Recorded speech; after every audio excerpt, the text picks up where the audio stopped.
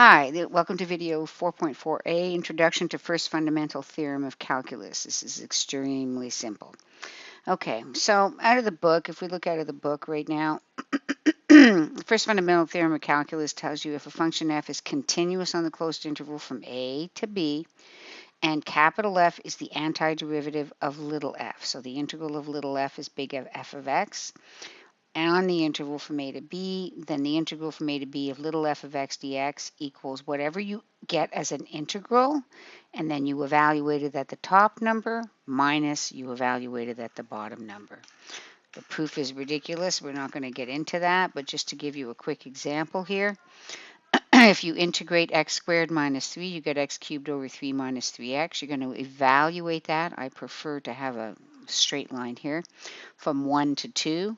You always plug in the top number first. 2 cubed over 3 is 8/3, minus 3 times 2 is 6, and then minus, and then you plug in the bottom number. So basically it's just going a little bit further than we were going before. We're just actually evaluating it. So you're going to get a number as an answer. Make sure you do top minus bottom, not plus. Just to let you know, on your calculator, you can actually do integrals on your calculator. And let me pause for a second to pull up the calculator. Okay, so we're going to look at the calculator right now.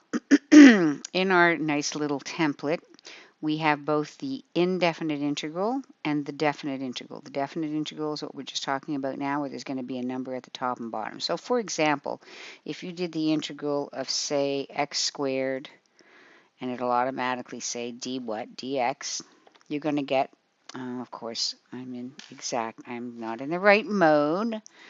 Doc 7.2, for some reason I'm in approximate mode. Let me put myself back into, okay, so let me redo that and you'll get x cubed over 3. The one thing it does not do is it does not give you the plus c. If I want to do a definite integral with the calculator, then you'll have the definite integral from, let's say, 3 to 7 of, I don't know, x cubed dx. Now, you and I know that if we actually integrated x cubed dx, we get x to the 4th over 4. If we then replaced x by 7 and then minus and then replaced x by 3 in that answer, we would get 580. So you will get a numerical answer. Okay, so I just did this exactly. This is from 1 to 7, you would get 114. Now, of course, by hand, if you did this example from 1 to 7 of x squared, you'd integrate to x cubed over 3. Notice we don't put the plus c anymore. We don't need it because the c's would end up canceling.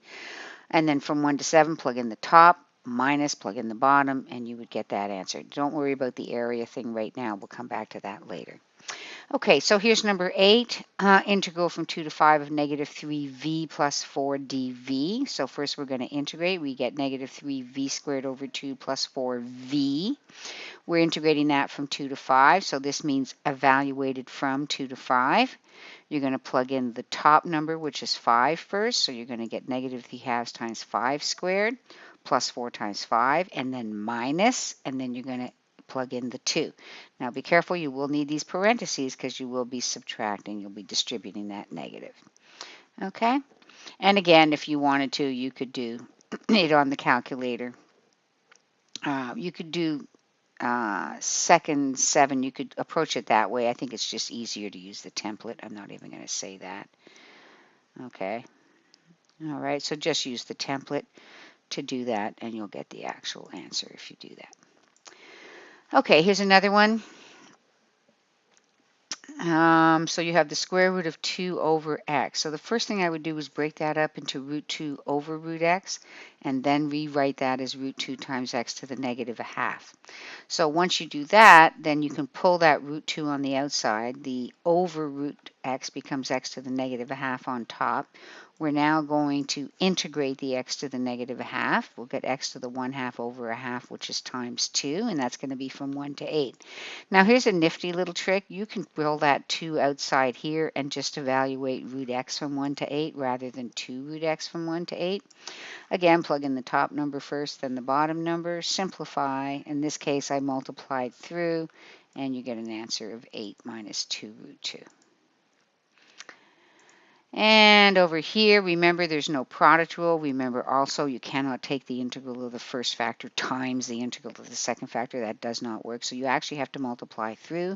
Square root of t is t to the half. You multiply through, you get 2t to the half minus t to the 3 halves. You integrate, you get 2 times t to the 3 halves over 3 halves, which is times 2/3. Over here, you integrate, you get t to the 5 halves over 5 halves, which is times 2/5.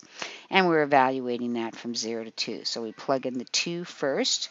Actually, I'm rewriting this a little bit. I'm rewriting that as 4/3 square root of t cubed minus 2/5 square root of t to the 5th.